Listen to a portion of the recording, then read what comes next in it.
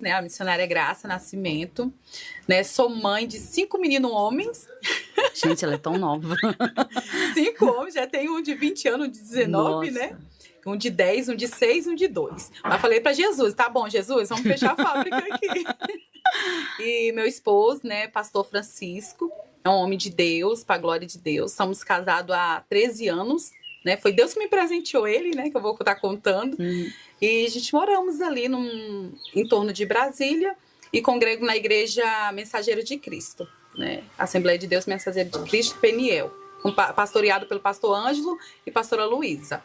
Né? E a Missionária Graça aqui tem um projeto de mulheres também que se chama Mulheres Sábias, onde nós estamos montando uma ONG para atender as mulheres. Que bem. Vai ser tudo assim de graça, mas com consulta psicológica, né? Coisas para envolver as mulheres, porque hoje em dia as mulheres têm sido muito bombardeadas, né? E nós temos esse projeto lindo, e no WhatsApp nós temos mais de 170 mulheres. Que bênção. Com a glória de Deus fazemos orações e estamos lá. Então, essa é a Missionária Graça, que corre bênção. Atrás, né, de trabalhando de verdade levantar pro mulheres. Porque tem muita gente que fala assim, eu vivo da obra, né? E vive da obra, não vive pra obra, porque você tem que viver pra obra, né? Tem muitas pessoas que se intitulam alguma coisa, mas não faz nada pro reino. Eu fico muito feliz de ver o seu trabalho. Isso. Né? Não é... Amo trabalhar com mulheres. E assim, a gente sabe que nos bastidores é muita renúncia, muito sacrifício. Verdade. E hoje as pessoas não estão querendo isso. Feliz, né? De saber que você tem desempenhado aí no reino de Deus. Glória a Deus. Mas conta pra gente. Eu tô com a sensação que a sua história é longa. Mas vou resumir.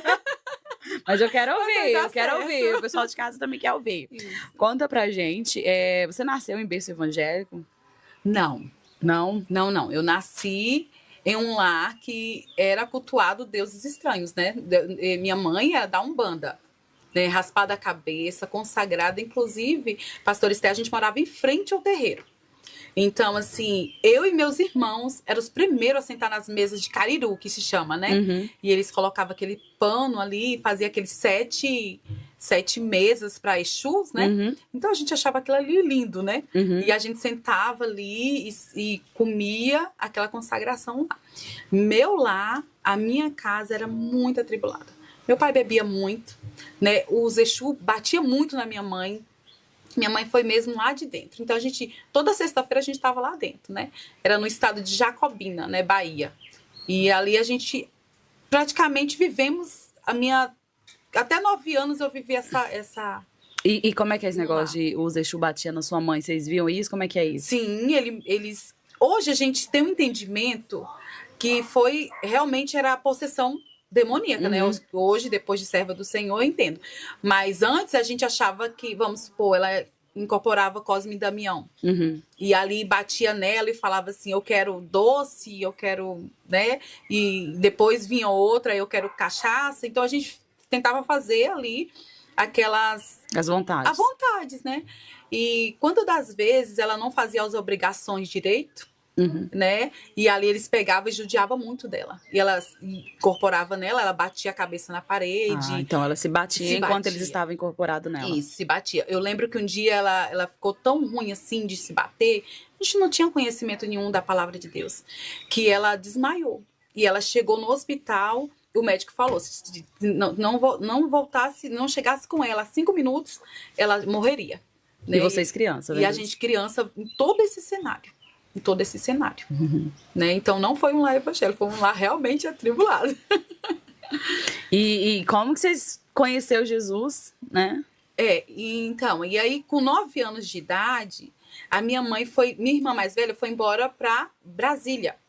E aí ela trabalhou lá e ela mandou buscar a gente. E quando nós chegamos lá em Brasília, eu tinha 9 anos de idade. Mas eu já se tornei outra criança, né? E aí eu dei muito trabalho para minha mãe. Vocês eram da Bahia? Da Bahia, Jacobina. E a gente veio para Brasília. Isso.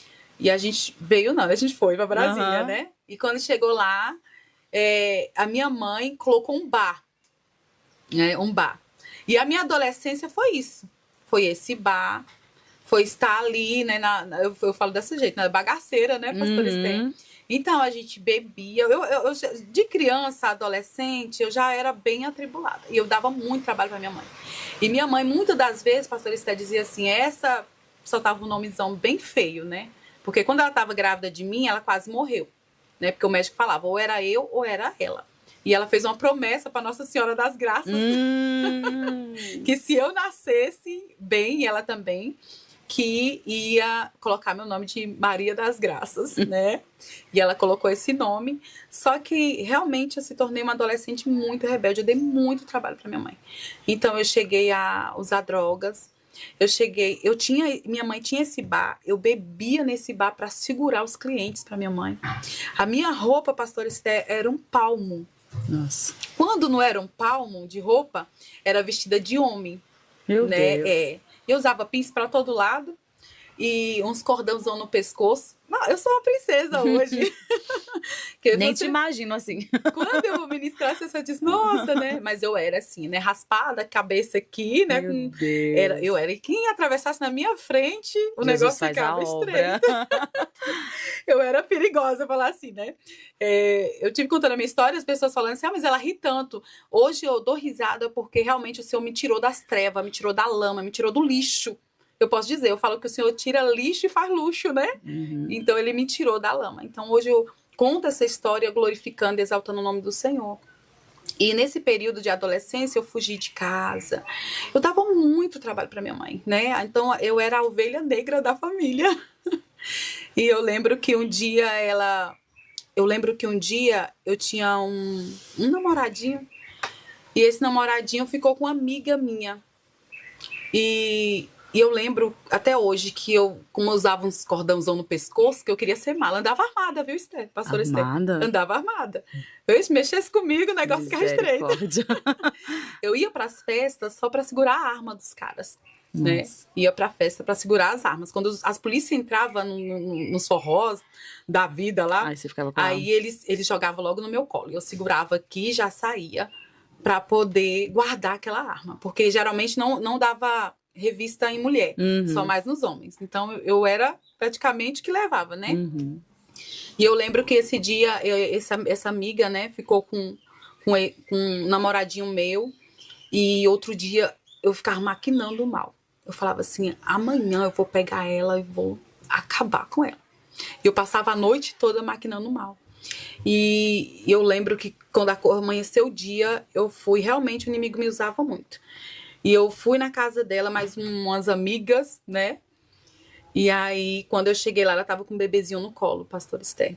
E eu lembro que eu tirei aqueles cordão do pescoço e não falei, foi nada. Só falei, a única coisa que eu falei pra ela foi assim, que você vai aprender nunca mais a ficar namorado de ninguém. E tirei aquelas correntes e bati nela e naquela criança. Meu Deus. Né? Hoje eu sei que foi o inimigo. Que realmente eu não tinha nenhum pensamento de Deus. Eu não conhecia Deus, não tinha. Mas sabe que a gente vê na sua história, dá até esperança de ver pessoas assim que hoje se encontram desse jeito e a gente fala assim, não tem mais jeito, né? Sim. E ver hoje você, só de olhar pra você, a gente vê o brilho do Espírito Santo de Deus. Então tem jeito pra Deus, tem jeito, né? Isso. Uma pessoa que hoje, uma mãe que tá assistindo esse podcast pensando, nossa, minha filha aí é desse jeito, né? Meu filho é desse jeito. Então pra Deus tem jeito. Olha você transformada hoje pra quem já fez tudo isso. Há 18 anos, né? Jesus me aceitou, né? E aí eu vou contar como é que Jesus me aceitou. Porque eu falo que não fui eu que aceitei Jesus, né? Porque eu não gostava de crente, pastor Esther. Falar assim, ai, crente, que é aquela saiona? Deus me livre. Não gosto de crente, não. Então eu não gostava de crente, né? E eu lembro que eu bati nessa menina e aí eu fui embora pra casa, a mãe dela chamou a polícia e a mãe dela foi na minha casa, minha mãe pegou uma mangueira, me bateu tanto, mas me bateu tanto, que ela já não tinha essa coisa comigo, né? E ela me bateu tanto. Eu me sentia muito rejeitada também. Por conta que eu acho que ela sempre jogava isso na minha cara, né? E aí ela me bateu de mangueira. E meus irmãos falavam assim, se você não bater, a gente vai bater nela. E aí me bateram muito. E eu lembro que eu escrevi uma carta e eu falei que não ficava mais naquela casa, né? E a minha intenção era de sumir mesmo. E deixei aquela carta e fui embora, né? Fugi para casa de uma amiga. E aí eles ficaram me procurando e tudo. Depois me acharam, né? Porque ela pensou que eu ia tirar a minha vida, né? Só que eu tava tão envolvida assim na bagaceira, pastor Esther, que eu não pensava nem em tirar a minha vida, mas a vida dos outros. Terrível, né? O inimigo era terrível. E aí, nesse período, eu conheci um rapaz